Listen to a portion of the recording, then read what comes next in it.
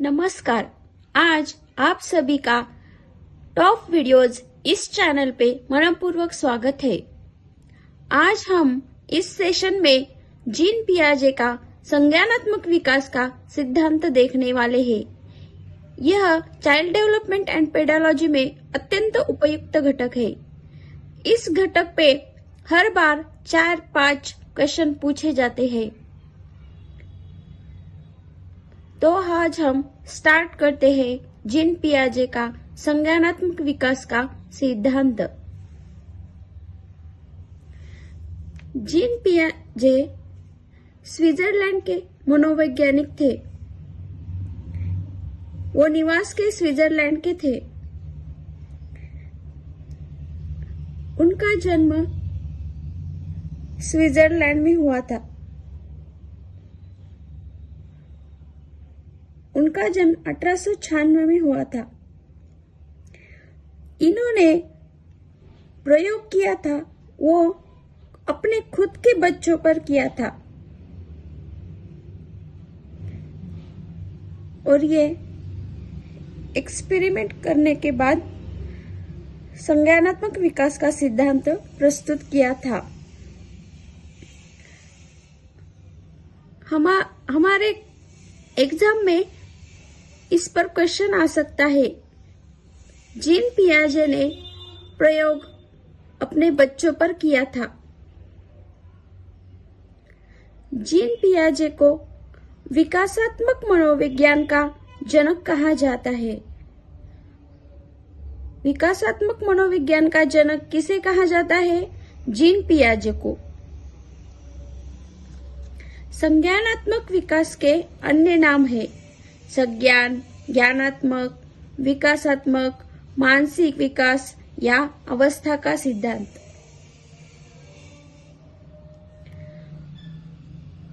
हमारे क्वेश्चन में इनमें से कौन सा भी नाम पूछा गया तो हमें जीन पियाजे का संज्ञानात्मक विकास का सिद्धांत ध्यान रखना चाहिए। पियाजे का मानना है कि जैसे ही दो बच्चों में जैविक परिपक्वता यानी कि बायोलॉजी की मैच्योरेशन आती है, वैसे वह दो वस्तुओं के बारे में अपने दिमाग में कंसेप्ट बना लेते हैं।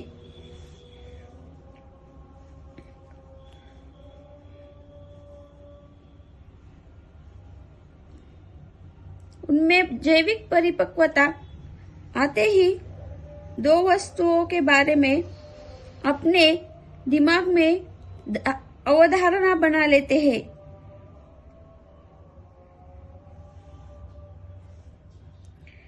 पियाजे के अकॉर्डिंग बच्चे सक्रिय ज्ञान निर्माता तथा नन्हे वैज्ञानिक है।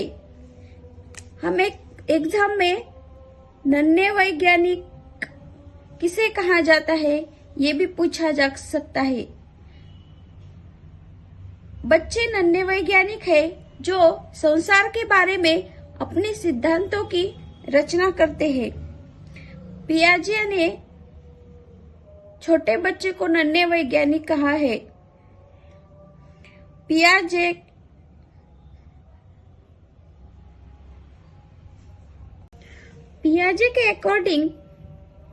के अकॉर्डिंग बच्चों की थिंकिंग अडल्ट से प्रकार में अलग होती है, ना कि क्वांटिटी में। बच्चों की सोच अलग अलग हो सकती है, लेकिन हम सब की बुद्धि एक ही होती है। उनका सोचने का तरीका अलग होता है, लेकिन बुद्धि समान होती है। क्वांटिटी मतलब मात्रा। यहाँ पे मात्रा में डिफरेंशिएट नहीं हो रहा है। मात्रा यानी कि क्वांटिटी।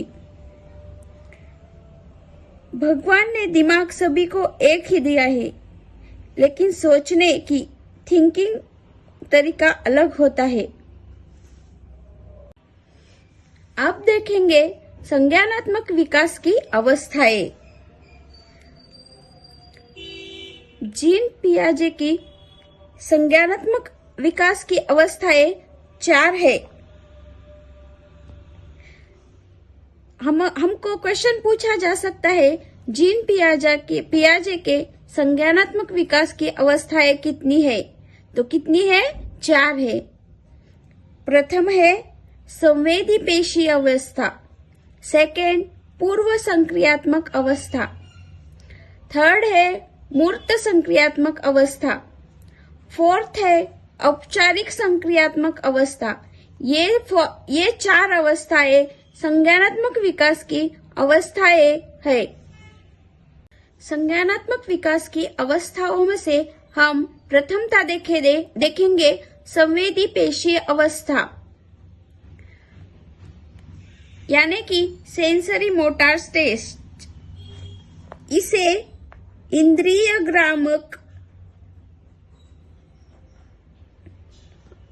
इंद्रियगामक अवस्था भी कहा जाता है।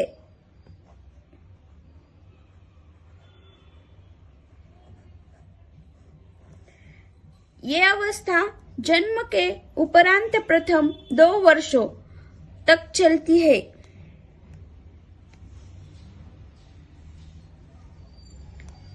इस अवस्था में बच्चा अपनी ज्ञानेंद्रियों के माध्यम से सीखता है। हमारे ज्ञानेंद्रियों कौन से हैं? Nose, ear, tongue, hand and eyes. तो क्या ये इस अवस्था में बच्चा अपनी ज्ञानेंद्रियों के माध्यम से सीखता है। इसमें वस्तु स्थायित्व का विकास होता है, यानी कि ऑब्जेक्ट परमानेंस का गुण आ जाता है। यानी बच्चा अपने दिमाग में वस्तुओं की छाप बनाना शुरू कर देता है, जिससे वह छिपी हुई वस्तु को भी ढूंढ लेता है। जब हम कुछ छुपा लेते हैं तो वो ढूंढ लेता है। एग्जाम्पल, हम जब उसे खेलने का बॉल छुपा लेते हैं तो वो बॉल ढूंढ लेता है, क्योंकि उसे पता होता है कि बॉल कैसे होता है।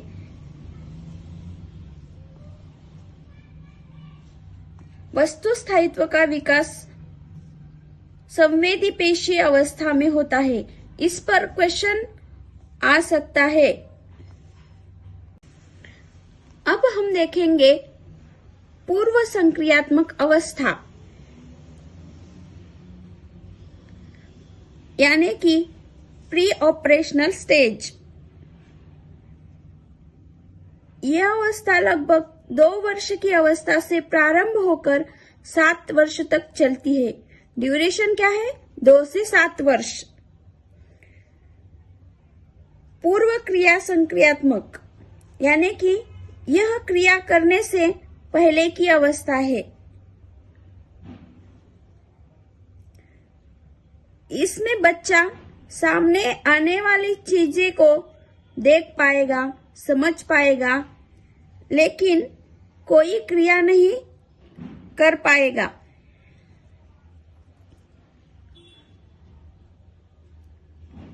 इस अवस्था में बच्चा प्रतीकों, सिंबल्स का यूज करने में निपुण हो जाता है।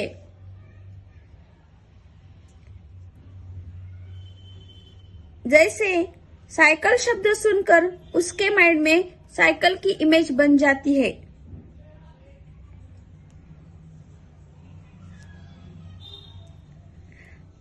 इस स्टेज में लक्ष्य निर्देशित व्यवहार, गोल डायरेक्टेड बिहेवियर भी क्षमता आ जाती है।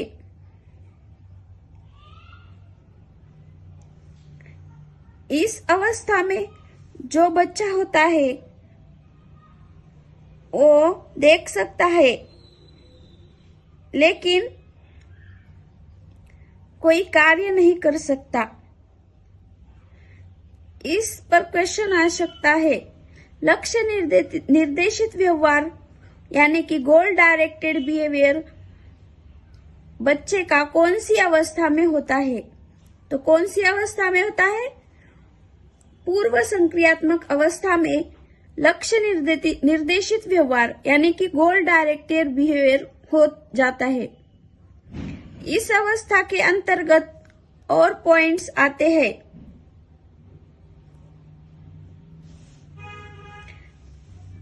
जीववाद, फर्स्ट है जीववाद यानी कि एनिमिज्म। जब बच्चा सजीव और निर्जीव वस्तुओं में अंतर नहीं कर पाता है,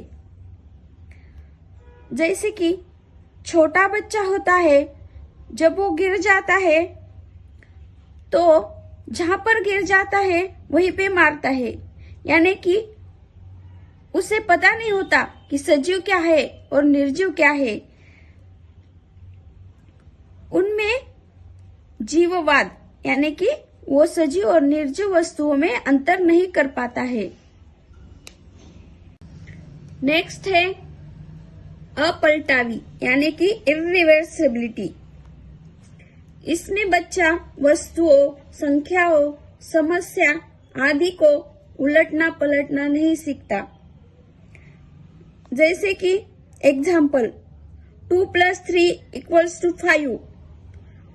वो 2 और 3 का काउंटिंग कर सकेगा और 5 आंसर लिख सकेगा, लेकिन 3 + 2 = क्वेश्चन मार्क्स जब हम पूछेंगे तो उन्हें नहीं समझ आएगा कि इसका भी आंसर 5 है। वो फिर से 3 + 2 करेगा। इसी को हम उलटना पलटना कहते हैं। इस अवस्था में वो नहीं समझता है। थर्ड है अहम केंद्रित, ईगोसेंट्रिज्म। जब बच्चा यह सोचना शुरू कर देता है कि जो वह कर रहा है, सोच रहा है, वह सब ठीक है, बाकी सब गलत है। फोर्थ है मुद्रा संप्रत्यय, दूरी, भार, ऊंचाई की योग्यता आदि के कंसेप्ट की कमी इसी अवस्था में होती है। ऊंचाई की डिफरेंशिएट नहीं कर सकते, मुद्रा संप्रत्यय नहीं समझ सकते, भार के कंसेप्ट नहीं समझ सकते हैं। इन सभी कंसेप्ट की कमी इस अवस्था में होती है।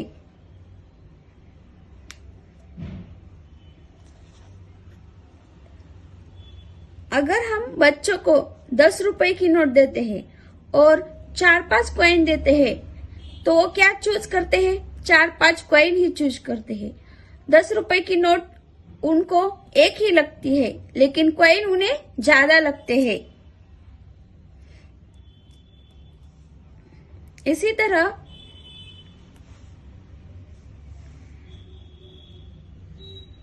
हमने एक वेट लिया है और वो 5 किलो का है, और दूसरा है 2 केजी के 2 रख दिए,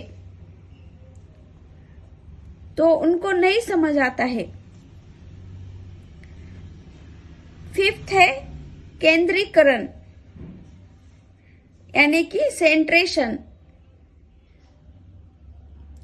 एक समय में केवल एक वस्तु की केवल एक विशेषता पर ध्यान दे पाने की प्रवृत्ति को सेंट्रेशन कहते हैं।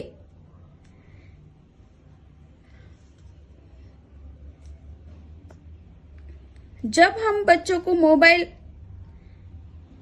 देखने को देते हैं तो उनको सिर्फ YouTube पे कार्टून देखना पता होता है, लेकिन उनके बाकी के यूज नहीं पता होते हैं।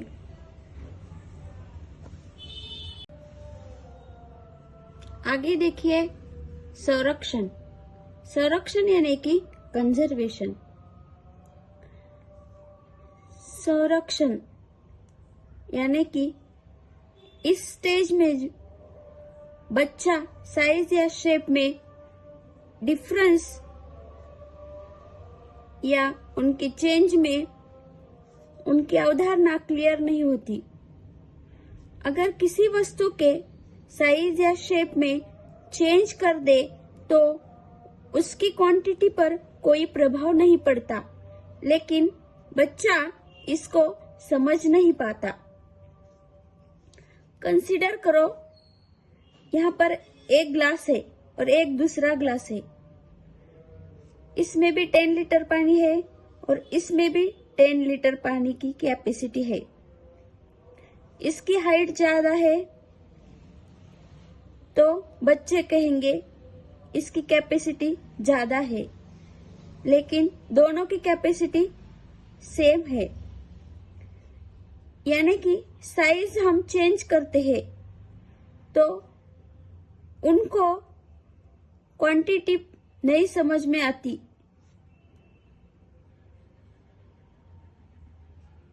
क्वांटिटी पे कोई प्रभाव नहीं पड़ता है।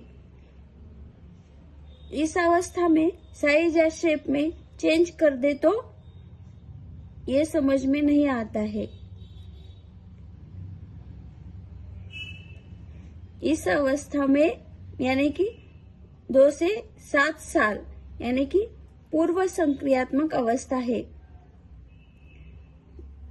आगे क्या है? क्रमबद्धता।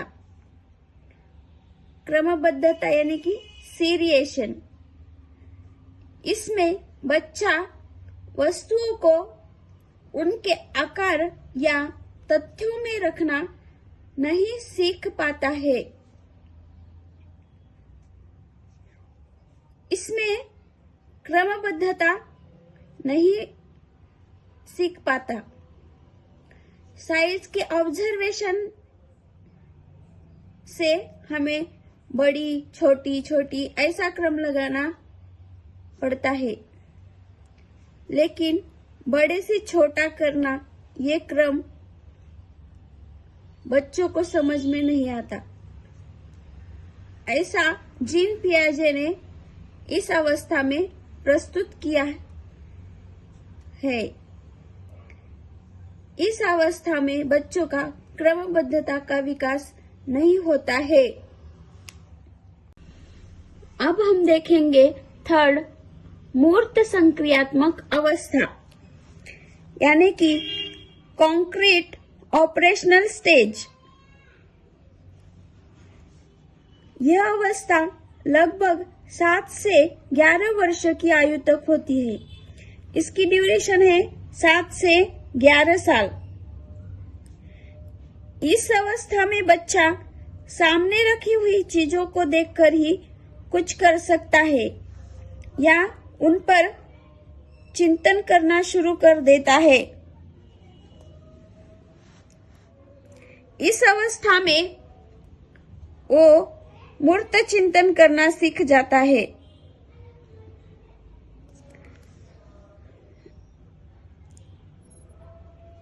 इस अवस्था में अपलटावी, जीववाद, मुद्रा, भार, संरक्षण, क्रमबद्धता की योग्यता आदि कंसेप्ट का गुण आ जाता है।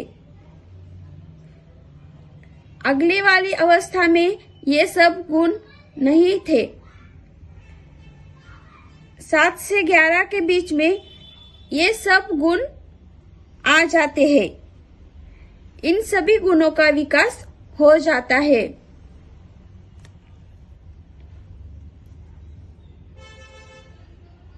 अब देखेंगे आगमनात्मक तर्कना यानी कि हाइपोथेटिकल थिंकिंग। ये भी इसी अवस्था में आ जाता है, यानी जब बच्चा उदाहरण के ऊपर आधारित होकर तर्क करने लगता है। एग्जाम्पल, जब हम पेड़ के ऊपर उनको सब जानकारी दे देते हैं और उन्हें पूछते हैं पेड़ जरूरी है या नहीं हमारे लिए, तो बच्चा आंसर देता है पेड़ से हमें ऑक्सीजन मिलती है। इससे यह बच्चा उदाहरण के ऊपर आधारित होकर तर्क करने लगता है। लास्ट स्टेज है औपचारिक संक्रियात्मक अवस्था, यानी कि फॉर्मल ऑपरेशनल स्टेज। संज्ञानात्मक विकास की अंतिम अवस्था है। यह अवस्था लगभग 11 वर्ष से 15 वर्ष तक आयु तक चलती है। इसकी ड्यूरेशन है 11 से 15 साल तक। यह संज्ञान की सर्वोच्च अवस्था है। इस पर क्वेश्चन पूछा जा सकता है।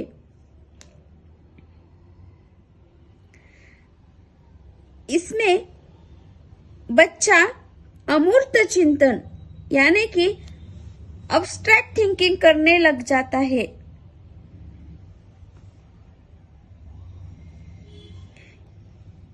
भाषा संबंधी योग्यता तथा संप्रेषणशीलता का विकास होता है। इसलिए इसे संज्ञान की सर्वोच्च अवस्था कहा जाता है।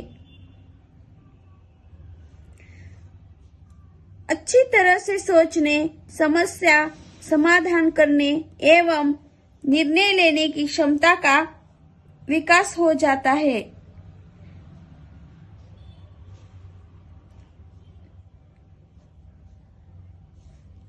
निर्गमनात्मक तर्कना, इसमें बच्चा नियमों के ऊपर तर्क करने लगता है।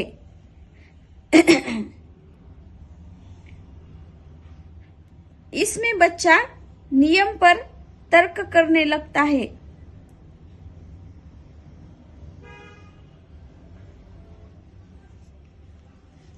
अब हम देखेंगे संज्ञानात्मक विकास की अवधारणा, यानी कि संज्ञानात्मक विकास के कॉन्सेप्ट्स ऑफ कॉग्निटिव डेवलपमेंट।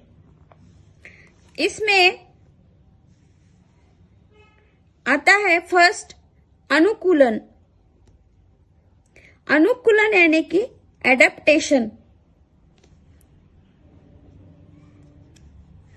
वातावरण के अनुसार अपने आप को ढालना अनुकूलन कहलाता है। अनुकूलन अब हमारी सीटीईटी की एग्जाम है, तो अब हम पूरी तरह से एग्जाम के सिलेबस के द्वारा ही पढ़ाई करना शुरू करते हैं, यानी कि हम अपने आप को ढाल देते हैं। इसकी 2 प्रक्रिया होती है।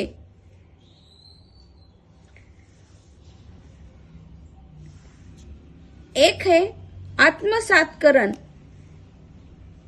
यानी कि एसिमिलेशन। पूर्व ज्ञान को नए ज्ञान के साथ जोड़ना आत्मसातकरण कहलाता है,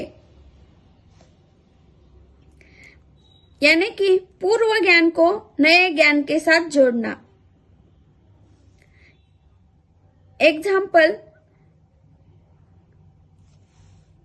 कुत्ते का लेते हैं।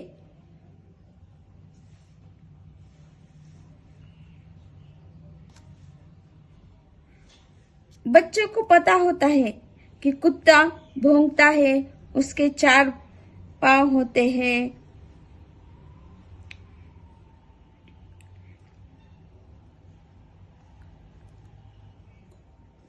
फिर बाद में वो दूसरा कुत्ता देखकर भी, दूसरे कलर का कुत्ता देखकर भी वो समझ जाता है कि वो भी एक कुत्ता है,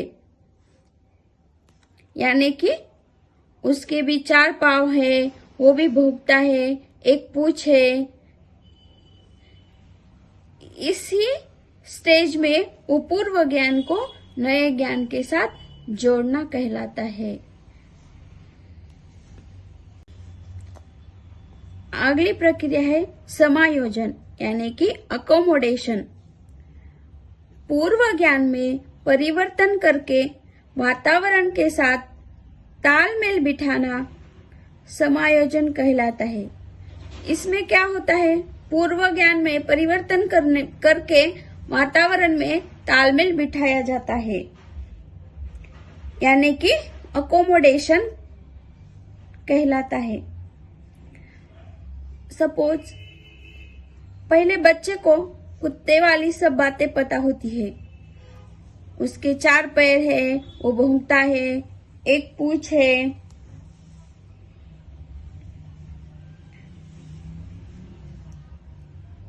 उसको पूर्व ज्ञान ये था, तो इसमें परिवर्तन करके वातावरण के साथ, यानी कि जब वो घूमता है वहां यहाँ वहां, उससे बिल्ली दिखती है तो वो समझता है कि वो भी एक अलग जानवर है। जो बिल्ली म्याऊ म्याऊ करती है, 4 पांव है, तो उसे वो बिल्ली कहलाता।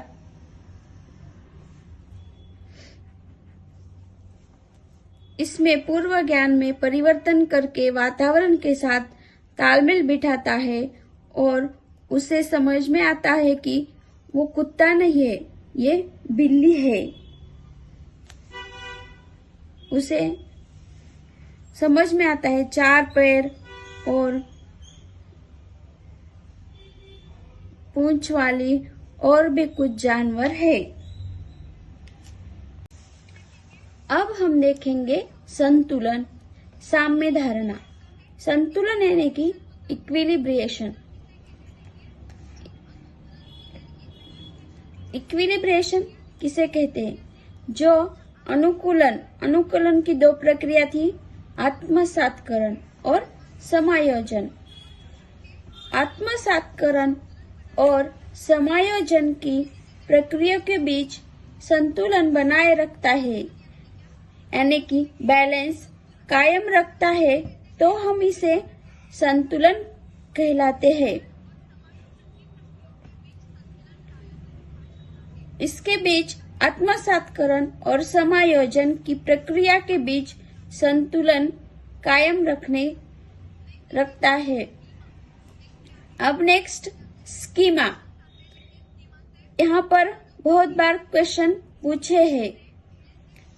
मानव के दिमाग में जो चीजें पहले से स्टोर होती है, वह उनका प्रयोग करके किसी विषय के प्रति एक धारणा बनाता है, तो इसे स्कीमा कहते हैं।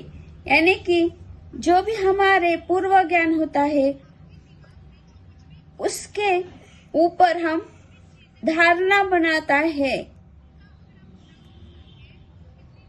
उस पूर्व ज्ञान के आधार पर प्रयोग करके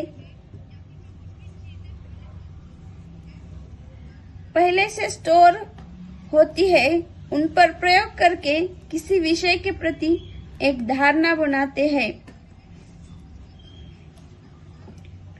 मानव शिशु में स्कीमा प्रवृत्ति और प्रतिक्रिया जन्मजात होती है।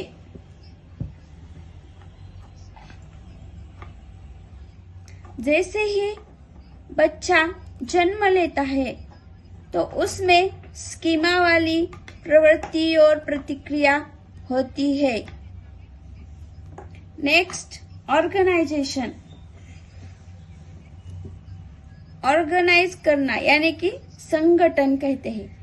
पियाजे के सिद्धांत में संज्ञानात्मक प्रणाली के लिए स्कीमाओं को पुनर्व्यवस्थित करना, उन्हें स्कीमाओं जोड़ने को संगठन कहा जाता है।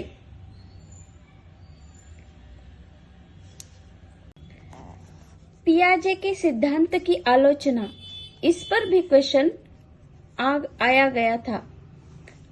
आलोचना यानी कि क्रिटिसाइज। पियाजे के सिद्धांत की आलोचना मतलब निंदा। पियाजे ने मानसिक विकास के चरणों के क्रम को अपरिवर्तनशील बताया है, लेकिन अगर बच्चों को अच्छा वातावरण दिया जाए तो वह अपनी अवस्था की क्षमता से अधिक सीख सकता है। उनका मानना था कि उनका विकास अपरिवर्तनशील बताया है, यानी कि उनका विकास संज्ञानात्मक विकास होता है। पहली अवस्था, दूसरी अवस्था, तीसरी अवस्था या चौथी अवस्था। इसी अवस्था में बच्चों का यानी कि किसी का भी विकास होता है। ये क्रम ऐसा ही होता है, यानी कि ये क्रम अपरिवर्तनशील है। ये गलत है। जैसे कि एक बच्चा है, उसे अगर अच्छा वातावरण दिया जाए, उसे अच्छी तरह सिखाया जाए, तो वह अपनी अवस्था की आगे के स्तर से की अनेक क्षमताएं सीख जाता है। इस अवस्था में पियाजे ने मानसिक विकास के चरणों के क्रम को अपरिवर्तनशील बताया है। अगर 2 से 7 वर्ष का बच्चा है तो उसका भाषा का विकास हो जाता है। अच्छी तरह से उसे अच्छा वातावरण दिया जाए तो उसका विकास अधिक हो सकता है। जीन पियाजे के सिद्धांत की आलोचना की गई थी, यानी कि क्रिटिसाइज किया गया था। उन्होंने कहा था कि ऐसे ही विकास होता है, यानी कि संज्ञानात्मक विकास होता है।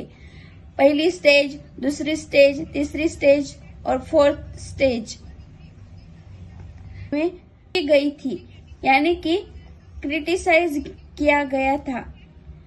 उन्होंने कहा था कि ऐसे ही विकास होता है, यानी कि संज्ञानात्मक विकास होता है। पहली स्टेज, दूसरी स्टेज, तीसरी स्टेज और 4th स्टेज। अब हम अगले सेशन में उसके शैक्षणिक महत्व और उसके आधारित क्वेश्चन देखेंगे। इस वीडियो को लाइक, सब्सक्राइब, शेयर करें और आगे के वीडियो देखने के लिए बेल आइकॉन पर क्लिक कीजिए।